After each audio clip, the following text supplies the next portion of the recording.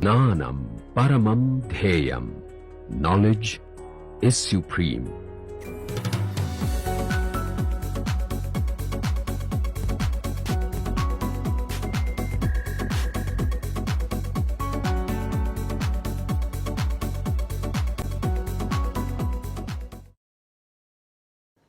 Okay, welcome back. So we are looking at the second way of getting a second order dynamical system.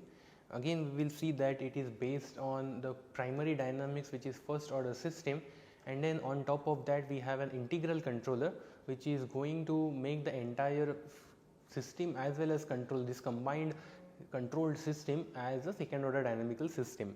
So the example we are going to consider is a surge tank under integral control. So this is our surge tank where we have some feed flow coming in and we will have the outlet flow, and we want to control the level H. Now in terms of feedback, in terms of the actual dynamics of the system, we had already seen that the height dynamics or the level dynamics of this system in deviation form can be written as A dH over dt is equal to F in tilde minus F out tilde. So deviation is in input flow and the deviation is in the outlet flow. Now when we talk about the feedback control,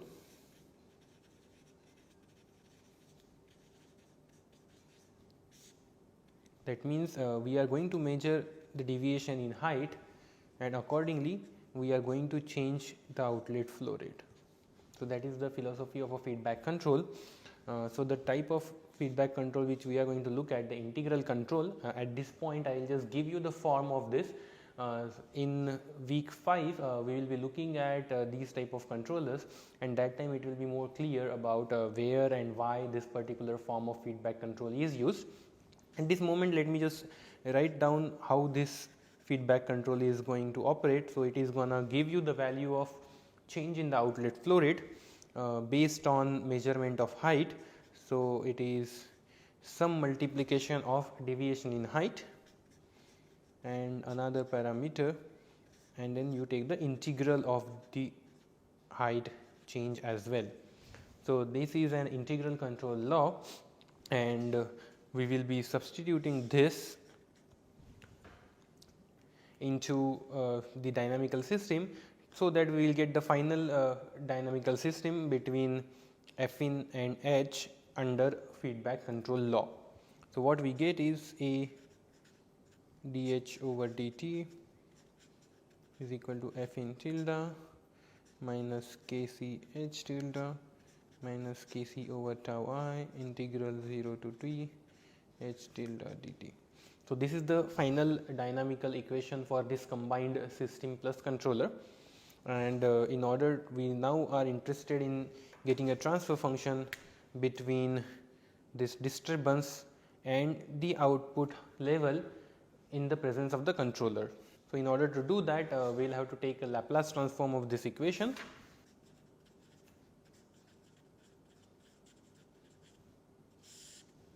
So what we are going to get is AS HS is equal to F in tilde S minus Kc HS minus Kc over tau I, and the Laplace of integral 0 to t H tilde dt is the Laplace of H divided by S, because the Laplace of f of t dt is the Laplace of function divided by S. So we will try to rearrange this.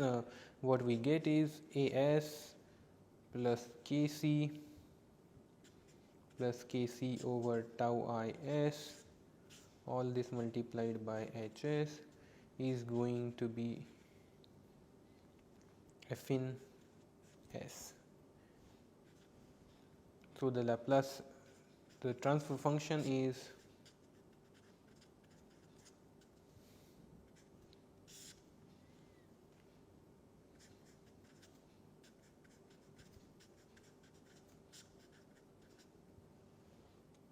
which we can simplify as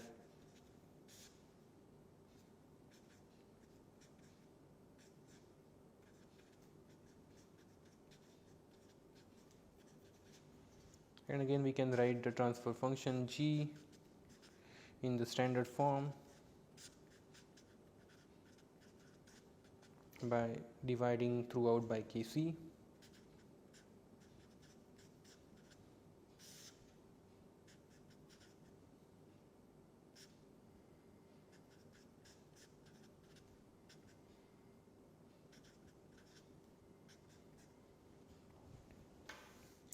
So, this is the final transfer function between the changes in the input disturbance Fn and the output, and you can see that under this control law we have a quadratic function in terms of S, quadratic polynomial in terms of S. So, it is a second order system where this will be your tau square, this will be twice tau zeta. So, it is tau square S square plus tau zeta twice tau zeta tau S plus 1. So, this is a second order dynamical system, and I would like you to pause here for just a moment and try to compare this particular transfer function with the standard transfer function which we had written, and then try to see if there is any difference between this transfer function and the general transfer function. So, I hope you could figure out the difference. So, the standard transfer function was Kp over tau square S square plus twice tau zeta S plus 1. So, what you could have, the difference which you could have noticed is the numerator was constant when I looked at the standard form, but now you can see that there is some function of S which is in the numerator. So, there is no S here. So, that is the difference between the standard form and this particular transfer function. However, the good point is most of the dynamics depends on the denominator of the transfer function. So, this is same. So, the dynamics of this particular system are going to follow whatever the dynamics we are going to study as a general second order dynamical system. But interesting to know that as we have something in the numerator which is also a function of S, what it gives rise to is known as numerator dynamics.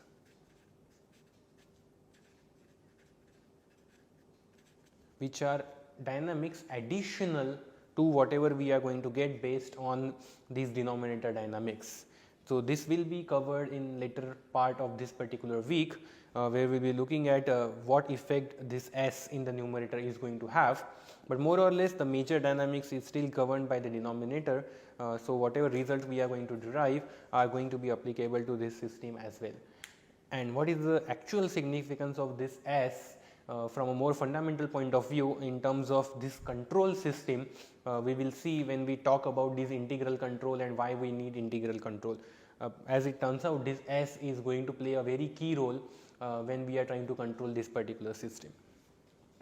So, this is the second way of getting a second order dynamical system. Again we had started with first order system and we had added an integral controller on top of that. And now lastly, the third way of getting a second order system, and as it turns out it does not require a first order dynamical system to get it. These we will call as inherently second order systems. Inherently second order dynamics.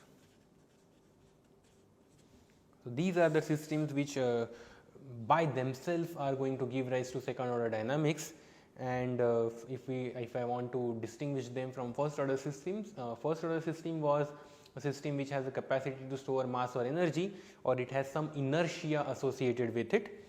So, first order process, it has inertia, and when we talk about the second order inherent second order system, this inertia is going to be under motion. So, those are the type of systems which are going to give rise to inherently second order dynamics. As it turns out, These are very uncommon in chemical engineering systems because most of the times our mass storage systems or energy storage systems are stationary, they are not moving from one point to the other. So, very rarely we would have a system which is inherently second order. Most of the times our systems will be, the second order systems which we are going to get are going to be either a series combination of first order systems or a first order system under an integral control. But nonetheless, we will still try to cover this third way of getting a second order system, because there are still some systems which are going to demonstrate this behavior. These are quite common in other type of engineering systems, like mechanical systems are very many times inherently second order, and the reason being most of the times they work with forces and displacement, and we can see that force is related to acceleration, and acceleration is double derivative of the displacement. So, that is the natural way of getting a second order dynamical system. So, these type of systems are quite common in other type of other engineering domain, but in chemi systems these will not be that common. So, the example we are going to consider is something which you might have seen in your chemical engineering laboratory or even in physics laboratory, that is a U-tube manometer.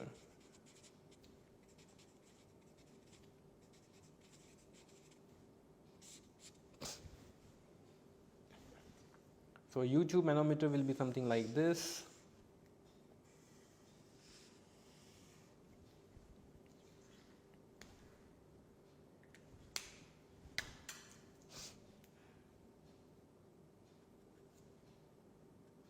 So, under normal conditions it will be at rest.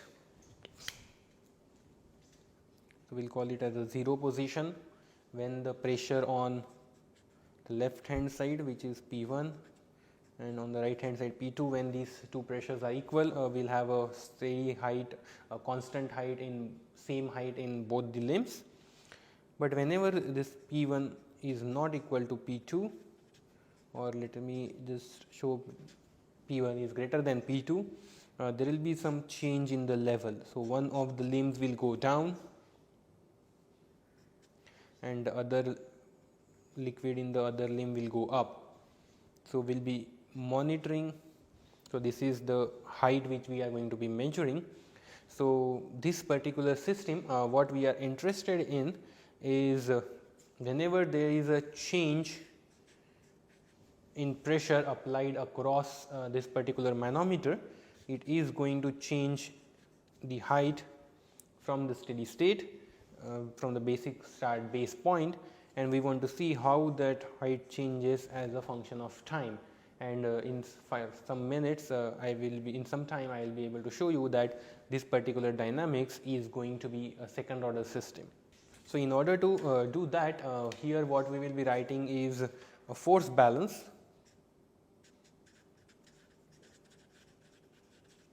or in more common term it is Newton's second law of motion.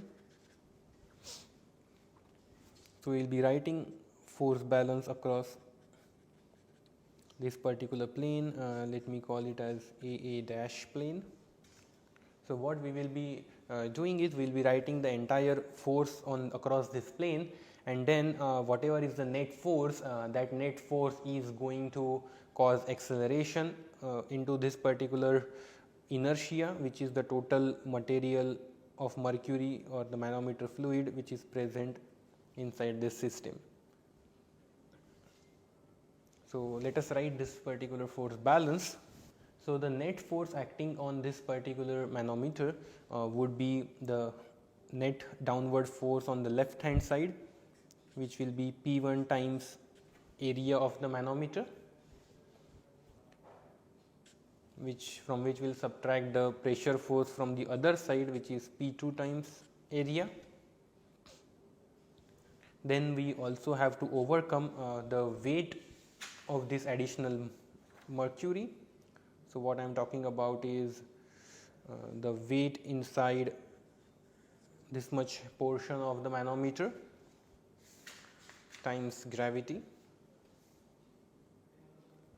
So, that weight would be based on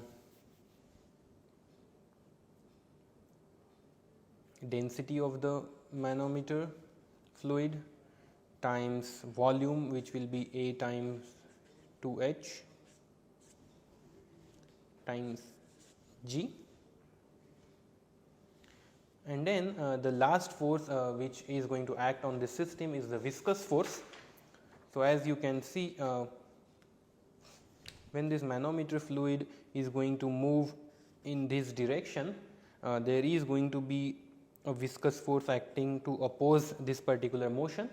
So, that viscous force will be the fourth force acting on this particular part,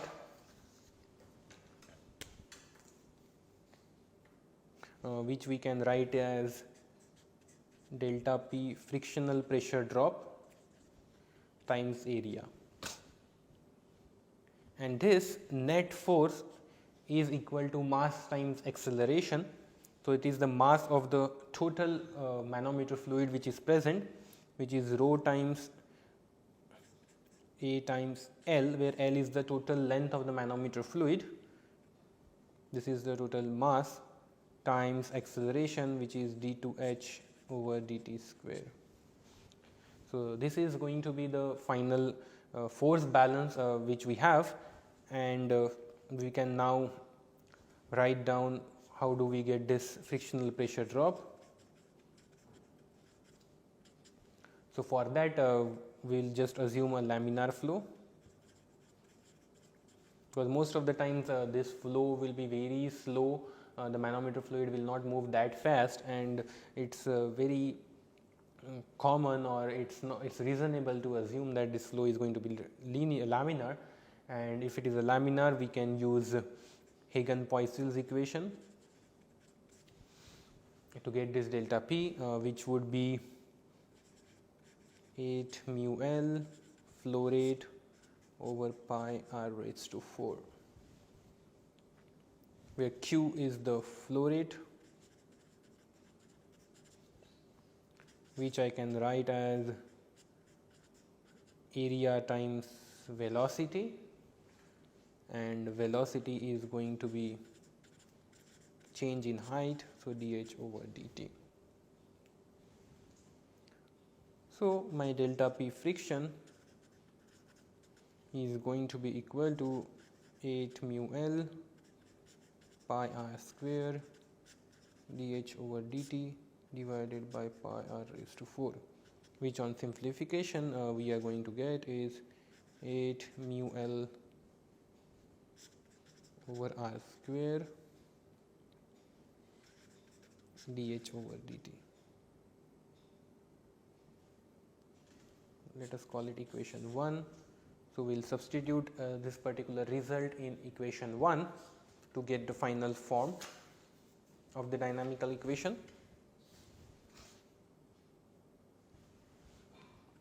Which will be P1A minus P2A minus twice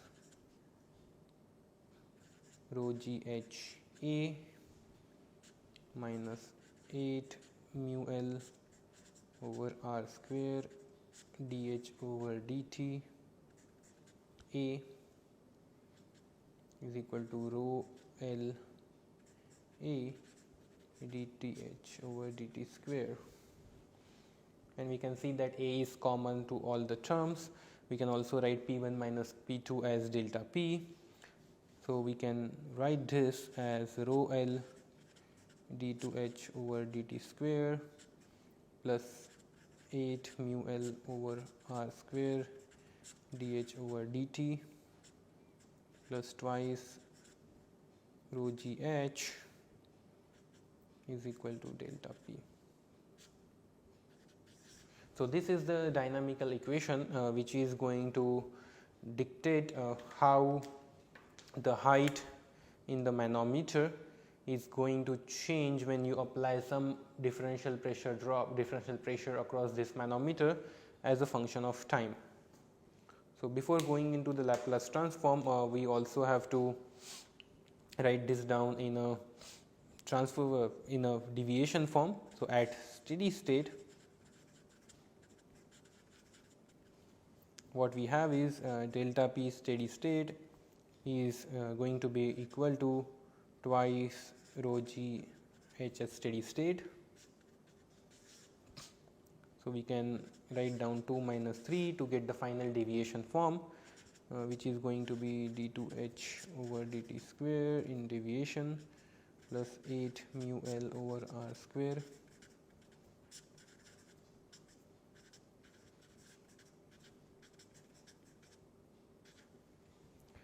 and in order to write it in the standard form, what we need is coefficient of this term has to be 1.